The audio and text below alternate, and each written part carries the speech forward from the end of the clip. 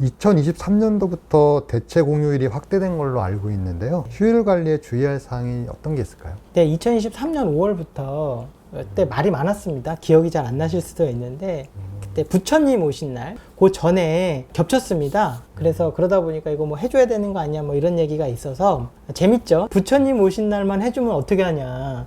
성탄절도 해줘라. 그래가지고 종교에 차별이 있으면 안 되니까 부처님 오신 날이랑 성탄절이 대체 공휴일에 포함이 됐습니다. 그래서 지금 현재는 신정이랑 현충일을 제외한 공휴일이 다 대체 공휴일에 적용을 받습니다. 그래서 실질적으로 공휴일이 뭐 신정부터 해서 성탄절까지 총 15일인데 13일 정도 대체 공휴일이 적용이 되고요. 신정과 현충일만 제외가 되고 있습니다. 다만 이 부분은요, 좀 어떻게 보면은 이해 안 되실 수도 있는데, 공휴일에 대한 법령 적용 범위는 상시 근로자 수 5인 이상 사업장부터입니다. 그래서 혹시 이 방송을 들으시는 분들 중에서 근로자 수가 5인이 안 되는 4명까지는 사실은 공휴일 제도 자체가 적용이 되지 않기 때문에 공휴일 날을 해도 사실은 휴일로 부여를 해야 된다거나 또는 휴일 수당을 지급해야 될 법적 의무는 없습니다. 따라서 대체 공휴일도 마찬가지로 5인 미만 사업장인 경우에는 확대 여부와 상관없이 적용을 할지 말지를 선택하실 수는 있고요. 물론 그래서 뭐 선택을 안 한다 이런 뜻은 아니고 어쨌든 기준은 상시 근로자 수 5인이라서 그 미만인 경우에는 적용되지 않으니까 그런 사업장에서는 좀 탄력적으로 운영하실 수 있겠습니다. 그러면 5인 미만의 사업장일 경우에는 연장 수당이라든가 휴일 근로 수당이라든가 이런 것들이 네. 지급이 안 돼도. 네, 좋은 말씀이신데요. 일반 회사들은 사실 공휴일이나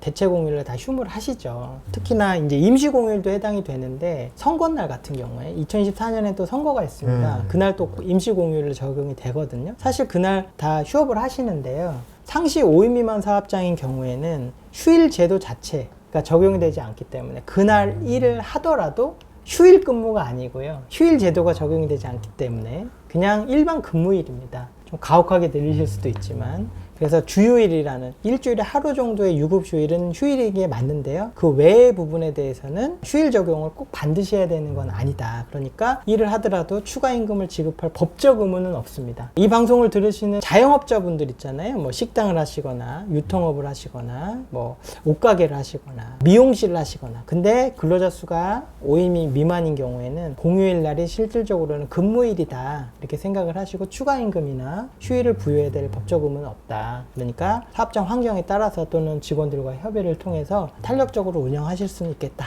이렇게 말씀드리겠습니다. 관련해서 하나만 더 말씀드릴게요. 네. 제가 이 챕터를 잡은 이유가 휴일 대체 제도 때문에 말씀드리는데요. 예를 들어서 저도 대형 슈퍼 같은 데 좀 관리를 하고 있는데요. 슈퍼 같은 경우에는 사실 공휴일 날 일을 합니다. 왜냐면 그날 문을 닫을 수는 없잖아요. 소위 말해서 어떻게 보면 고객이 많이 방문하시기 때문에. 자, 그런 경우에는 당연히 그날 출근하시는 분들이 있거든요. 그러면 그날 그분들한테 휴일 근무 수당을 지급을 하셔야 되는데 예를 들어서 하루에 10만 원이 일당이신 분인데 10명이 출근을 하시면 그날은 월급 외로 10만 원에 1.5니까 15만 원씩 10명 분의 휴일 근무 수당을 지급을 하셔야 돼요. 그러면 매출 여부와 상관없이 150만 원의 추가 인건비가 발생을 하거든요. 그런 말씀 드리면 사업자분들께서는 그럼 문을 닫는 게 낫는데 참 고민이다라고 하세요. 그래서 근로기준법에서 휴일 대체 제도라는 거를 두고 있습니다. 그날 일을 하면 그날 일을 한 분들한테 휴일 근무 수당을 지급하는 대신에 평일날 자기 근무하는 날 휴일을 부여를 하는 겁니다. 그래서 바꾸는 거죠. 휴일날을 근무날로 만들고 본인의 근무날을 휴일로 해서 1대1로 대체하는 제도입니다.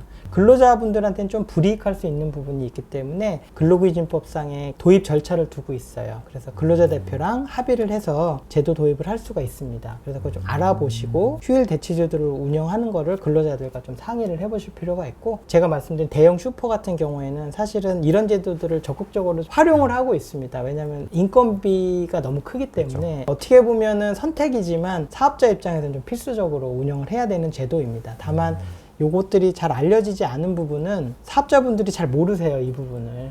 근데 나중에 제가 생각할 때는 향후 1, 2년 안에 이게 큰 이슈가 될 겁니다. 그래서 나는 휴일날 일했는데 사업장에서 돈을 안 받았다. 돈을 달라라고 하는 분쟁들이 많이 발생할 수 있으니까 지금까지 안 하셨다고 하면 2024년부터는 이런 휴일 대체 제도를 좀 적극적으로 활용하시면 좋을 것 같습니다. 그럼 이거는 사업주와 근로자 간의 협의가 돼야지 되는 네, 상황인 네. 거죠? 이게? 잠깐 뭐 제도를 조금 더 설명드리면 휴일 대체 제도는 이렇게 되어 있습니다. 법에 근로자 대표와의 서면 합의로 도입할 수 있습니다. 그래서 직원분들이 근로자 대표를 한 분 뽑으시고요. 그 근로자 대표가 사업주와 휴일 대체 제도에 대해서 운영하는 거에 합의를 한다. 이런 서류를 작성하시고 제도를 도입할 수 있게 됐습니다. 그 이유는 아까도 말씀드렸듯이 직원들 입장에서 좀 불이익한 부분이 있다 보니까 사업주가 일방적으로 운영하지 못하도록 법적으로 좀 제한을 했다. 이렇게 이해하시면 될 것 같습니다.